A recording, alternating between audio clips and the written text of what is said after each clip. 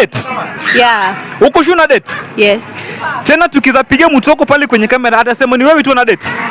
Anaweza sema ni mimi na date lakini siwezi wapea namba yake. No, just give us his number tuwezi kumcall.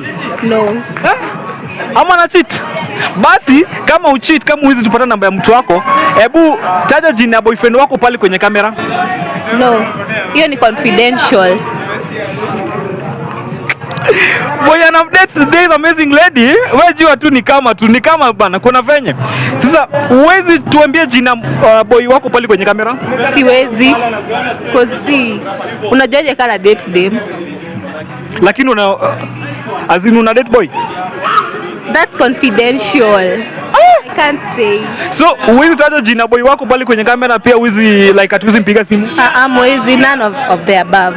So guys, let's know from the comment section. This one amazing lady hivi amekataa namba atupati, jina boy wake pia asemi. Sasa wacha tujue, is she faithful?